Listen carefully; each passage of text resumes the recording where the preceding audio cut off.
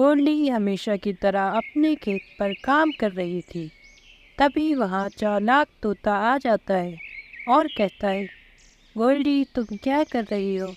دن بھر اپنے کھیت پہ ہی رہتی ہو، کبھی آرام بھی کر لیا کرو۔ گولڈی کہتی ہے، ارے نہیں ہریا بھائی، انسان کو محنت کے بنا آج تک کچھ نہیں ملا ہے جو اب مجھے ملے گا۔ محنت نہیں کروں گی تو کھیت میں فصل کیسے ہوگی؟ ہریا کہتا ہے، گولڈی تم میری بات سمجھی نہیں، میں تو تمہاری محنت کم کروانے آیا تھا، کیونکہ تم تھک جاتی ہوگی محنت کر کر کر۔ میں نے سنا ہے کل سے ہی بارش شروع ہو جائے گی، تو پانی اپنے کھیت پر مت ڈالو، تمہارے کھیت میں تو بارش ہوتے ہی خود کھیت میں پانی لگ جائے گا۔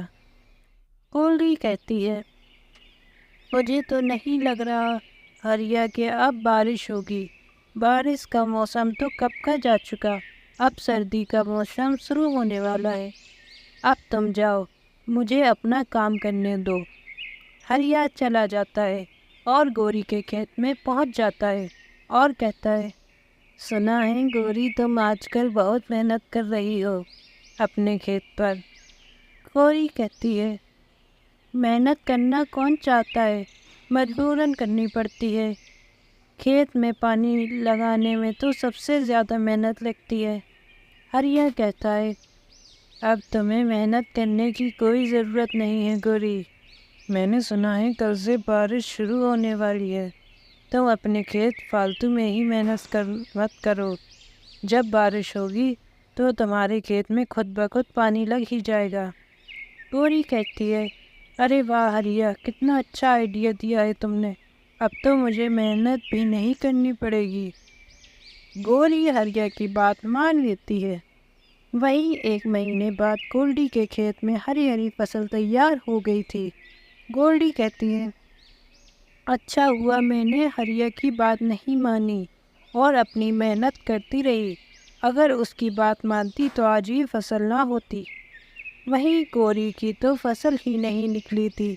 گوری کہتی ہے، کاش میں نے اس طوطے کی بات نہ مانی ہوتی تو آج میری بھی فصل ہوتی۔ بڑے لوگ صحیح کہتے ہیں، ہر کسی کی ہر بات نہیں ماننی چاہیے۔ نینی طوطی اپنے سوتیلے بیٹے ہریا کے ساتھ رہتی تھی۔ وہ سارا کام اپنے بیٹے سے ہی کرواتی اور خود آرام کرتی رہتی۔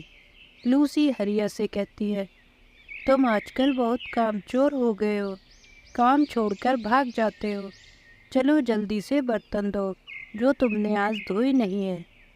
ہریا کہتا ہے، لیکن ماں مجھے بخار ہو گیا ہے، موسم بدل گیا ہے، اب صبح شام ٹھنڈک ہونے لگی ہے، میری طبیعت ٹھیک نہیں ہے، میں بعد میں دھو دوں گا۔ لوسی کو غصہ آ جاتا ہے اور کہتی ہے، تم تو بالکل کام کے نہیں ہو، دن بدن آلسی ہوتے جا رہے ہو، جاؤ جلدی سے دھو ورنہ میں تمہیں گھر سے باہر نکال دوں گی۔ ہریا کہتا ہے، میں بعد میں دھو دوں گا، جیسے ہی میری طبیعت ٹھیک ہوگی میں دھو دوں گا اور سارا کام بھی کر دوں گا۔ لوسی کو اور غصہ آ جاتا ہے اور وہ اسے گھر سے بھگا دیتی ہے۔ بیچارہ ہریا اپنے آم کے پیڑ کے نیچے آ جاتا ہے اور وہ حیران ہو جاتا ہے کیونکہ وہاں پر ایک آم کا گھر تھا۔ ہریا کہتا ہے، ارے میں نے یہ گھر تو پہلے کبھی نہیں دیکھا، یہ کب یہاں آ گیا؟ تبھی آواز آتی ہے، میں آم کا جادوئی گھر ہوں، میں معصوم لوگوں کی مدد کرتا ہوں، میں جانتا ہوں تم پریشان ہو، اسی لیے تم میرے گھر میں رہ سکتے ہو۔ ہریا کہتا ہے، شکریہ دوست، تم نے میرا اس وقت میں ساتھ دیا، میں تمہارا یہ احسان کبھی نہیں بھولوں گا۔ پھر ہریا وہاں رہنے لگتا ہے۔ ایک دن لوسی اسے ڈھونڈتی ہوئی وہاں پہنچ جاتی ہے۔ لوسی کہتی ہے، بیٹا مجھ سے بہت بڑی غلطی ہو گئی، جب سے تم گئے ہو سارا کام میں نے خود کیا، تب مجھے پتہ چلا تم کتنی محنت کرتے تھے، مجھے معاف کر دو بیٹا، میں نے بہت بڑی غلطی کر دی۔ ہریا کہتا ہے، چلو دیر آئے درست آئے، میں آپ کو معاف کرتا ہوں، آپ میری ماں ہو، میں آپ کے بنا نہیں رہ سکتا، اب آپ میرے ساتھ اسی گھر پر رہو۔ گولڈی چڑیا اپنے انڈوں پر بیٹھی ہوئی تھی۔ گولڈی کہتی ہے، اب جلد ہی ہمارے انڈے میں سے بچے نکل آئیں گے، مجھے بیٹی بہت پسند ہے، اسی لیے مجھے تو بیٹی ہی چاہیے۔ اس کا پتی جیک کہتا ہے، اچھا مجھے بھی بیٹی ہی چاہیے، میں ابھی جنگل جاتا ہوں اور اپنے بچوں کے لیے دانا لاتا ہوں۔ جیک چلا جاتا ہے، کچھ دیر بعد انڈے میں سے بچے نکل آتا ہے۔ گولڈی اس کو دیکھ کر حیران ہو جاتی ہے اور کہتی ہے، اے اوپر والے، یہ میرے بچے کو کیا ہوا؟ میرا بچہ تو دیکھ بھی نہیں سکتا۔ تبھی جیک آ جاتا ہے اور کہتا ہے، ارے یہ ہمارے بچے کو کیا ہوا؟ اس کی آنکھیں کیوں نہیں کھل رہی؟ چلو اس کو اسپتال لے کر چلتے ہیں۔ پھر دونوں اس کو اسپتال لے کر چلے جاتے ہیں۔ گولڈی کہتی ہے، ڈاکٹر صاحب دیکھو میرے بیٹے کو کیا ہو گیا ہے، یہ دیکھ کیوں نہیں رہا؟ ہریا ڈاکٹر کہتا ہے، یہ تمہارا بیٹا تو اندھا ہے، یہ ایسے نہیں دیکھ پائے گا، اس کا تمہیں آپریشن کرانا پڑے گا۔ پھر وہ دونوں اپنے بیٹے کو گھر لے آتے ہیں کیونکہ ان کے پاس پیسے کی بہت کمی تھی۔ جیک کہتا ہے، ہمارے بچے کی آنکھیں نہیں ہیں، اب ہم کیا ہی کر سکتے ہیں، ہمارے بیٹے کی کوئی زندگی نہیں ہے، اب اسے ہمیں جنگل میں چھوڑ کے جانا پڑے گا۔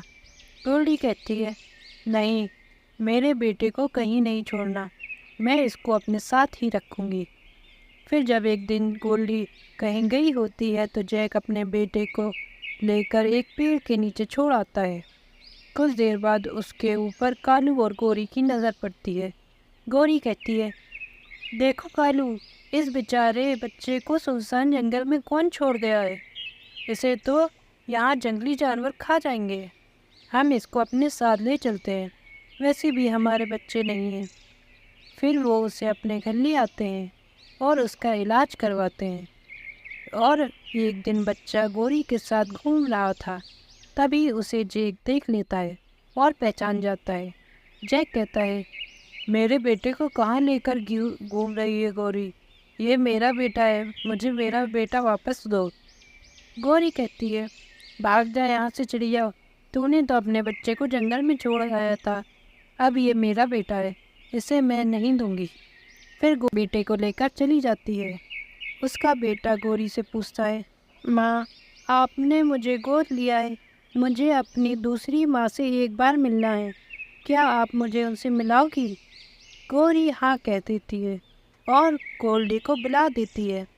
گولڈی اس کو رو رو کر پوری بات بتاتی ہے، کیسے جیک اسے چھوڑ آیا تھا۔ پھر بیٹا کہتا ہے، ماں اب آپ بھی میرے ساتھ ہی رہنا، اب میں اپنے دونوں ماؤں کے ساتھ ہی رہوں گا۔ گوری اپنے لیے جنگل سے دانا لائی تھی۔